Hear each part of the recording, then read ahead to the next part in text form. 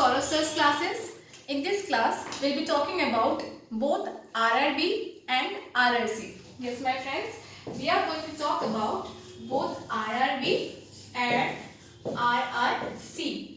आप लोगों में से कुछ लोग तो इन दोनों का डिफरेंस जानते होंगे, लेकिन बहुत लोग इसका डिफरेंसेस नहीं जानते हैं. We get a lot of queries, doubts regarding the differences in both of this. हमारे पास बहुत लोग आते हैं जो कहते हैं मैम हमें RRB तो पता है लेकिन हमें RRC नहीं पता, इन दोनों में क्या डिफरेंसेस होता है, इन दोनों को हम कैसे समझें. So in this video I am going to bring out some basic details of both RRB and RRC. Okay? So पहले हम एकदम बिगिनिंग से स्टार्ट करते हैं. इन दोनों का फुल फॉर्म जान लेते हैं. RRB का फुल फॉर्म क्या होता है? Railway recruitment board. Okay. And RRC का फुल फॉर्म क्या होता है? Railway recruitment cell. Railway recruitment cell and railway recruitment board. तो आपको नाम से ही समझ में आ रहा है कि दोनों में ज्यादा डिफरेंसेस तो नहीं है. रिक्रूटमेंट का काम ये भी कर रहा है, रिक्रूटमेंट का काम ये भी कर रहा है. ओके. लेकिन अगर दोनों में डिफरेंसेस नहीं होता तो दो अलग अलग कमेटी तो बनता नहीं. लाइक रेलवे रिक्रूटमेंट बोर्ड से काम चल जाता, फिर RRC के बनने का क्या जरूरत था? डिफरेंसेस तो है कुछ ना कुछ. ओके. तो लेट्स सी. RRB 1985 में इसका नाम पड़ा RRB.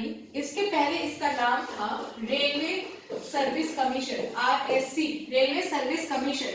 लेकिन RSC ये नाम आपका RSC जो है ये नाम आपका RRB में कब चेंज हुआ? 1985 में RSC का नाम चेंज हो गया RRB में. एंड RRC जो है railway recruitment cell, it was form in 2005 में RRC फॉर्म हुआ था. ओके. इसका कुछ तो जरूरत था ना, इसीलिए फॉर्म हुआ था, वरना वो रेलवे रिक्रूटमेंट बोर्ड से ही काम हो जाता. So let's see the differences. देखिए दोनों ही कैंडिडेट्स को मतलब रेलवे में रिक्रूट करते हैं. Both of this exams are held for the recruitment in railway, but there are some differences. Okay. Railway recruitment board मतलब RRB is always based on cities, मतलब is always for cities, जैसे कि कोलकाता, चंडीगढ़, मुंबई, दिल्ली, जो जितने आपके cities हैं, okay, उन सब के लिए होता है आपका RRB. एंड ये हो गया आपका RRC. ये किसके लिए होता है? ये आपका होता है रेलवे जोन्स के लिए. ओके. तो ये हो गया आपका सिटीज के लिए और ये हो गया आपका रेलवे जोन्स के लिए. जैसे कि कोलकाता, जैसे कि अगर हम कोलकाता का बात करें तो ये हो गया हमारा ईस्टर्न रेलवे जोन. अगर हम आपका चेन्नई का बात करें देन वो हो गया आपका साउदर्न रेलवे जोन. अगर हम आपका बात करें बैंगलोर का देन वो हो गया साउथ वेस्टर्न रेलवे जोन. अगर हम बात करें आपका मुंबई देन वो हो गया central railway zone. If you talk about Delhi then it is central railway, then it is northern railway zone. Then northern railway zone, remember this, northern railway zone is the most biggest railway zone in India. Okay, the biggest railway zone in India is the northern railway zone. Okay, उसका headquarter है new Delhi में. Okay, तो ये हो गया आपका RRB and RRC. There are 16 RRCs in India. कितने हैं? 16 टोटल है इंडिया में. और RRB कितने हैं? 21. Okay, RRB कितने हैं? 21 और RRC कितने हैं? 16. Okay. सो अब हमारे लिए हम जब मतलब जॉब करते हैं या हम नौकरी के लिए प्रिपेयर कर रहे हैं, हम सबके अंदर एक डेडिकेशन होना चाहिए. मतलब हमारे गवर्नमेंट को सर्व करने का, हमारे पीपल को सर्व करने का, हमारे अंदर डेडिकेशन तो होना चाहिए. लेकिन उसके साथ साथ हमारे अंदर वो रहता है कि हमें सैलरी मिले, हमें मतलब अच्छा पैसा मिले. तो सैलरी, हर चीज़ का सैलरी मतलब हमारे लिए बहुत इंपॉर्टेंट हो जाता है. तो हम इसका सैलरी भी देख लेते हैं. मतलब ग्रेड पे RRB का जो ग्रेड पे है वो है आपका 2800 से 4000 तक. ओके. कितना है RRB का ग्रेड पे? 2800 से 4000 तक. एंड RRC का ग्रेड पे कितना है? RRC का ग्रेड पे इट इज 1900 से 2800 तक. ओके. मतलब 1900 से 2800 तक RRC का ग्रेड पे रहता है. ओके. तो इसका थोड़ा कम रहता है, इसका थोड़ा ज्यादा रहता है. बट ऐसा नहीं है कि इसका कम है ग्रेड पे है तो इसका एग्जाम बहुत ही ईजी होगा, no, it is not like that, दोनों का इक्वल इंपॉर्टेंस है। ओके, सो अब दोनों किस टाइप के कैंडिडेट्स लेते हैं, ओके, या इनका किस टाइप का काम है, जैसे कि loco pilot, technician, junior engineer, इन सब का रिक्रूटमेंट होता है RRB के through. Okay, and most of the group C या group D, most of the उनका रिक्रूटमेंट होता है RRC के थ्रू, जैसे कि समझ लीजिए आप TC। ओके, तो TC इनका रिक्रूटमेंट होता है RRC के through, most of the group C और ग्रुप डी का रिक्रूटमेंट होता है RRC के थ्रू, और loco pilot, technician, junior engineer, इन सब का रिक्रूटमेंट होता है RRB के through. RRC basically acts as an assistant to RRB, मतलब RRC क्या करता है, एक टाइप का हेल्प करता है RRB को, it in a way shares the load of RRB। Okay, so as हमने इनका बेसिक डिटेल्स जान लिया, अब हमें इनका सिलेबस तो जानना ही पड़ेगा। किसी एग्जाम के लिए प्रिपेयर कर रहे हैं तो उसका सबसे इम्पोर्टेंट चीज उसका सिलेबस होता है। सिलेबस तो हमें कहीं भी हम नेट में, मतलब इसके मेन साइट में जाके हम सिलेबस ले सकते हैं। Okay, will be discussing about the syllabus, तो सिलेबस हमें कहीं भी मिल जाएगा। मैं भी आपको मतलब सिलेबस आपका मेन साइट से देख कर ही देख रहे हो, आप भी चाहे तो अपना मेन साइट से आप इसका सिलेबस ले। आई वुड सजेस्ट कि आप ऑथेंटिक साइट से हमेशा सिलेबस डाउनलोड करें या सिलेबस को पढ़ें, क्योंकि ऑथेंटिक साइट ना होने से हम कभी कभी मिसगाइडेड हो जाते हैं। ओके, सो इसमें क्या आता है, RRB और RRC के सिलेबस में ज्यादा डिफरेंस तो रहता नहीं है। ओके, दोनों का सिलेबस क्वाइट सेम होता है, लेकिन क्या होता है कि दोनों के सिलेबस में बस लेवल का डिफरेंस होता है। ओके, तो आपके दोनों में मैथमेटिक्स, जनरल साइंस और जनरल इंटेलिजेंस एंड रीजनिंग ये तो आपका कॉमन है। ओके, जैसे कि mathematics, maths, general science, GI and reasoning, okay, ये आपका इन सब में कॉमन है। ओके, इन सब में आपका कॉमन है, ये जो चीज है ये इन दोनों में कॉमन है, बस क्या हो जाता है, लेवल का फर्क हो जाता है। ओके, जैसे कि RRB में जो मैथ्स आता है वो थोड़ा सा मतलब हाई लेवल का हो जाता है। क्या क्या आते हैं इसमें, कैलकुलस, देन ट्रिग्नोमेट्री, देन आपका परसेंटेज, रेशियो आपका आ गया, मतलब रेशियो आ गया, परसेंटेज आ गया आपका, देन आपका डेसिमल आ गया, एलिमेंट्री स्टैटिस्टिक्स आ गया।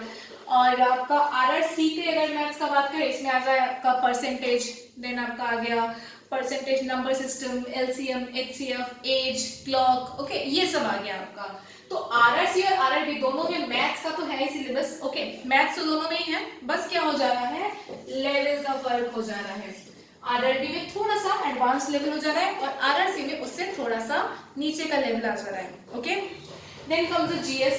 ओके, GS में मैं बिलीव करती हूँ कि मतलब RRC का जो लेवल हो जाता है ना, वो मतलब RRB से थोड़ा सा एडवांस हो जाता है। मतलब कहते हैं कि 10 के लेवल का है, लेकिन ये थोड़ा सा एडवांस लेवल में आ जाता है। जैसे कि RRC के GS में आ जाता है आपका फिजिक्स आ जाएगा, केमिस्ट्री आ जाएगा। ओके, ये सब आपका फिजिक्स, केमिस्ट्री, उसके बाद आपका आ जाएगा फिजिक्स, केमिस्ट्री है आपका, फिर आपका है मतलब लाइफ साइंस, ये सब आपका आ जाएगा। ओके, लाइफ साइंस, ये सब GS, इन दोनों में आपको physics, chemistry, life science RRB में भी आते हैं, but I would say that RRC में इसका जो लेवल होता है वो थोड़ा सा एडवांस होता है। फिर आपका हो गया sports, current affairs, economics, politics, ये तो आपका इन सब में सेम है। Economics, politics, sports, current affairs, ये सब इन दोनों में ही सेम है और लेवल भी ऑलमोस्ट सेम रहता है। लेवल ऑलमोस्ट सेम रहेगा। सिर्फ मेरे को जहाँ तक लगता है कि GS का जो पेपर है उसमें मतलब RRB बेसिकली मोस्ट फोकस देता है बायोलॉजी, बायोडाइवर्सिटी, बायोलॉजी, इसमें ज्यादा फोकस देता है। इसका जो लेवल हो जाता है इसमें ये थोड़ा सा एडवांस कर देता है, बायोलॉजी को, बायोडाइवर्सिटी, एनवायरमेंटल साइंस, इन सबको थोड़ा सा एडवांस कर देता है। और वहीं पे RRC क्या करता है, फिजिक्स में ज्यादा ये फोकस देता है, मतलब फिजिक्स को थोड़ा सा ये ज्यादा एडवांस लेवल में कर देता है। देन आता है आपका GI एंड रीजनिंग में आपका ऑलमोस्ट सेम लेवल का आता है। हाँ, RRB में थोड़ा सा एडवांस लेवल में आ जाता है, जैसे कि आपका एनालिटिकल रीजनिंग आता है, देन आपका आएगा सिटिंग अरेंजमेंट आ सकते हैं, आपके पजल आ सकते हैं, देन स्टेटमेंट एंड कंक्लूजन आएंगे। ओके, तो ये सब चीज आपके रीजनिंग में आएंगे। सिलेबस तो आपको कहीं से भी मिल जाएगा, I am just giving you an overview जिससे कि आपको समझ में आए कि किसका लेवल क्या है, किसमें क्या डिफरेंसेस है। ओके, सो इसमें आपका एनालिटिकल रीजनिंग, स्टेटमेंट कंक्लूजन, ये इन दोनों में रहेगा। ओके, बस लेवल का थोड़ा मोड़ा डिफरेंस रहेगा। कभी कभी ये भी देखा गया है कि आरआरसी में रीजनिंग का लेवल थोड़ा सा अप हो गया है। ओके, बट फाइन, दोनों का मतलब लेवल आप देख सकते हैं कि सेम सेम चल रहा है। ओके, फिर लेट्स कम कि अब इन दोनों में जो पैटर्न है, मतलब स्ट्रक्चर क्या है। ओके, स्ट्रक्चर भी तो हमें देखना पड़ेगा। हमने अब सिलेबस देख लिया, तो अभी हमें पैटर्न देखना पड़ेगा। स्ट्रक्चर, सिलेबस, पैटर्न, ये सब तो हमें बहुत बहुत इंपॉर्टेंट है। ओके, तो स्ट्रक्चर में हम पहले आरआरसी का देख लेते हैं। आरआरसी का क्या क्या आएगा, वही जो हमने पढ़ा, मतलब mathematics, general science, mathematics, GA and GS, then आपका GI and reasoning. Okay, mathematics आएगा आपका 25 क्वेश्चन, फिर आपका ये आएगा आपका 20 + 25 एंड ये आएगा आपका 30। ओके, 20 + 25 ये आपका 45 मार्क्स का आ जाएगा। ये आपका हो गया 25, ये हो गया 30। ओके, तो ये देख लीजिए आप आरआरसी का। मैथमेटिक्स से कितना क्वेश्चंस आ रहे हैं आपके, 25 क्वेश्चंस आ रहे हैं। ओके, ये क्वेश्चंस हो गए आपके। मैथमेटिक्स से आपके 25 क्वेश्चंस आ रहे हैं, बहुत ज्यादा मैटर करते हैं। मतलब 25 क्वेश्चंस बहुत ज्यादा मैटर करते हैं, हमें एकदम क्लियर कंसेप्ट रखना पड़ेगा इन सब चीजों का। ओके, देखिए किसी से भी कम नहीं है। जीए एंड जीएस दोनों मिला के 20 + 25 बहुत ज्यादा है। 45 मार्क्स मायने रखना, मतलब डिसाइडिंग फैक्टर हो जाता है 45 मार्क्स। तो हमें जी एंड जीएस का भी मतलब बहुत अच्छा से डिटेल मतलब हमें नॉलेज रखना पड़ेगा। देन आता है आपका GI and reasoning. GI and reasoning में कितना क्वेश्चन है आपका, 30 क्वेश्चन है, 30 मार्क्स है। ये भी बहुत बहुत डिसाइडिंग फैक्टर हो जाता है आपके लिए। ओके, तो हमें इन सब के लिए मतलब एकदम हमारा कंसेप्ट क्लियर रखना पड़ेगा, और किसी भी चीज को ऐसा नहीं समझ सकते कि नहीं इसे हम कम पढ़ेंगे, इसे ज्यादा पढ़ेंगे। सब में हमें इक्वली मेहनत करना पड़ेगा। और ट्रस्ट मी, अगर हम अच्छे डायरेक्शन में, सही डायरेक्शन में मेहनत करेंगे, देन हम क्लियर कर लेंगे। ये बहुत ज़्यादा डिफिकल्ट लेवल का नहीं होता है, बेसिक लेवल का होता है। बेसिक कंसेप्ट क्लियर कर लेंगे तो हो जाएगा। देन हम आते हैं आरआरबी के पैटर्न में। आरआरबी में भी सेम रहेगा, लेकिन आरआरबी में क्या होता है ना, मतलब 2 एग्जाम हो जाते हैं, प्रीलिम्स मेंस 2 हो जाते हैं। हम आपको एक काम करते हैं, एग्जाम के बारे में भी बता देते हैं। जो आरआरसी होते हैं उसमें क्या होते हैं, एक कंप्यूटर बेस्ड टेस्ट होता है, मतलब प्रीलिम्स आप कह सकते हैं। कंप्यूटर बेस्ड टेस्ट होगा, कंप्यूटर में उसका एमसीक्यू रहेगा, उसको आपको करना है। आरआरसी में एक सीबीटी हो जाएगा। ओके, कंप्यूटर बेस्ड टेस्ट वो हो जाएगा। देन उसके बाद आपका होगा आरआरसी में, अगर आप उसमें सेलेक्ट हो गए, फिजिकल एफिशिएंसी टेस्ट हो जाएगा। फिजिकल एफिशिएंसी में आप सेलेक्ट हो गए, आपका डॉक्यूमेंट्स वेरीफाई होगा and you are selected for the job. RRB में क्या होता है, सीबीटी 2 टाइप का होता है। मतलब पहला सीबीटी जो कि आप प्रीलिम्स कह सकते हैं, computer based test, and second CBT, okay, जिसे आप मेंस कह सकते हैं, तो वो भी कंप्यूटर बेस्ड टेस्ट ही होगा, सेकंड सीबीटी। एंड किसी किसी जॉब्स में जैसे कि क्लर्क, टाइपिस्ट, अकाउंटेंट, उन सब में उन लोग का टाइपिंग स्पीड भी देखते हैं। टाइपिंग स्पीड उन लोग का क्या होना चाहिए, इंग्लिश के लिए होना चाहिए आपका कितना होना चाहिए, इंग्लिश के लिए आपका होना चाहिए 30 WPM, एंड हिंदी के लिए आपका होना चाहिए 25 WPM।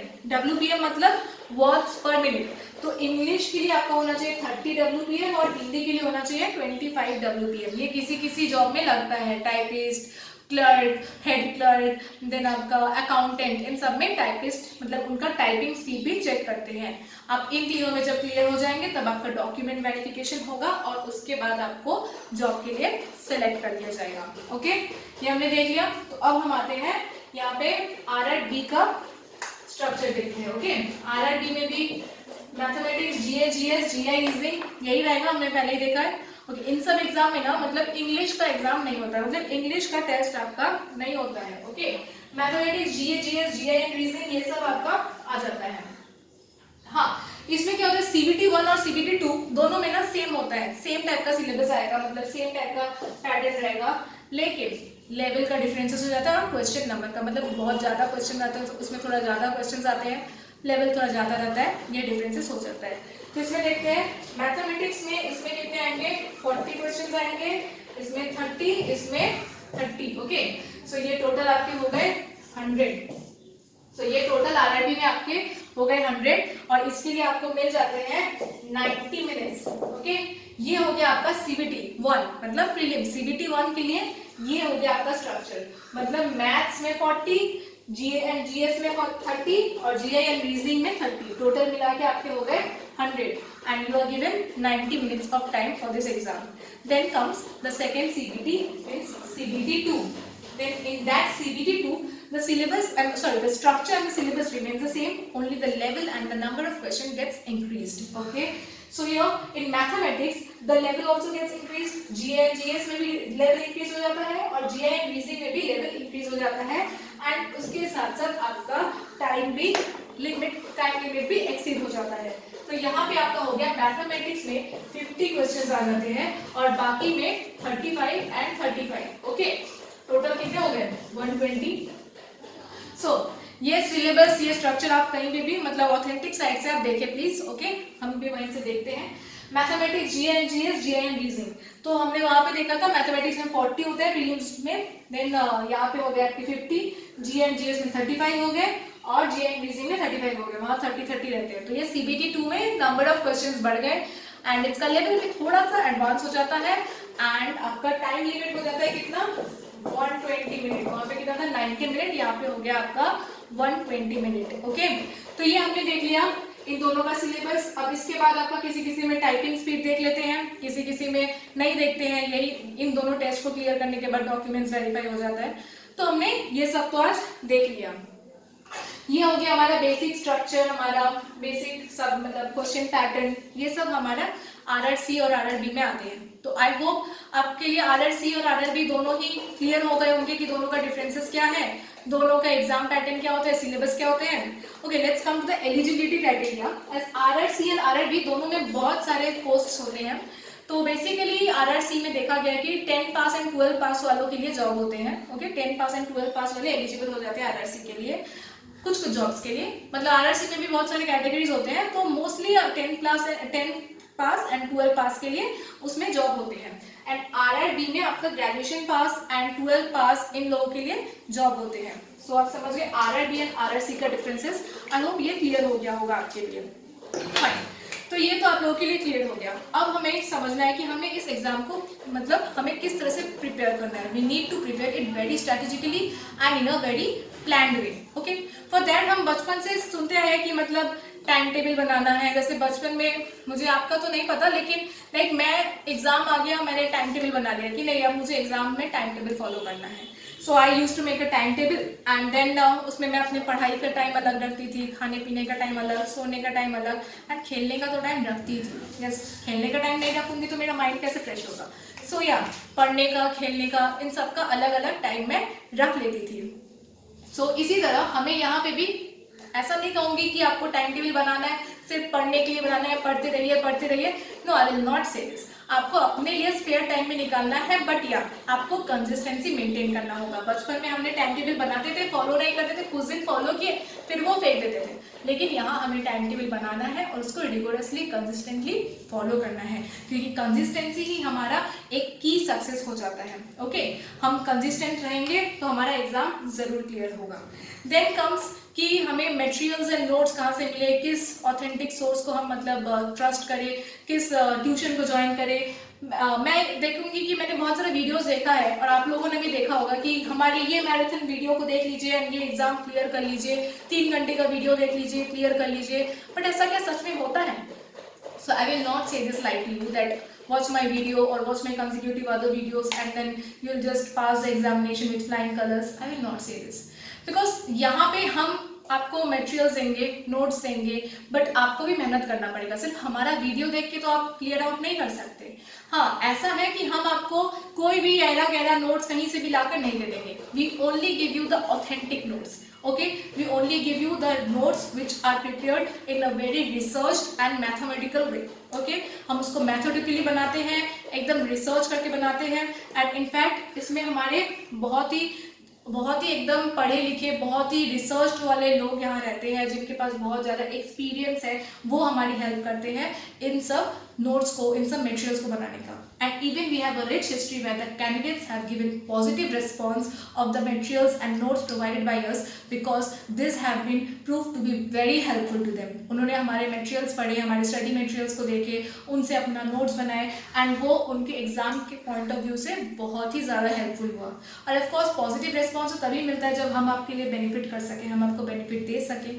Then we also conduct mock test. Mock test हमारे लिए बहुत ज़्यादा इंपॉर्टेंट हो जाता है क्योंकि हम बचपन से सुनते हुए आए हैं कि मतलब टेस्ट देने से हमारा डर कटता है, हमें मतलब लगता है कि हम टेस्ट जितना देंगे उतना हम मतलब ज़्यादा फ्लुएंट हो जाएंगे, ज़्यादा हमारा डर कटेगा, हम उतना ज़्यादा अच्छे से प्रैक्टिस कर पाएंगे. तो सेम गोज नाउ.